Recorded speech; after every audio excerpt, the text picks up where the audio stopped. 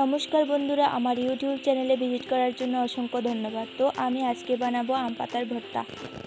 আম পাতা ভর্তা করার জন্য প্রথমে কিছু কচি আম পাতা নিয়েছি, যেগুলিকে একটি ছুরির সাহায্যে কেটে নেব।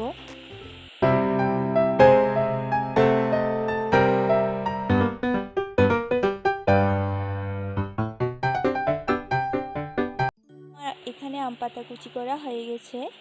এরপর আমি এর মধ্যে পেঁয়াজ কুচি দিয়ে দেব। এখানে পেঁয়াজটা একটু বেশি পরিমাণে লাগবে। এরপর আমি এতে শুকনো মরিচ গুঁড়ো দিয়ে হালকা করে মেখে নেব।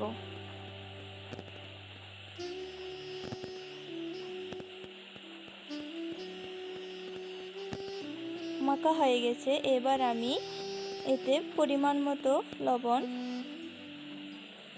এবং সরিষার তেল দিয়ে ভালো করে মেখে নেব। বন্ধুরা, এই আম পাতার ভর্তা গরম ভাতের সাথে খেতে খুবই ভালো লাগে এবং খুবই উপকারিতাও রয়েছে। আপনারা অবশ্যই বানিয়ে খেয়ে দেখবেন। আমার ভিডিও যদি আপনাদের ভালো লেগে থাকে তাহলে অবশ্যই লাইক করে দেবেন। ধন্যবাদ।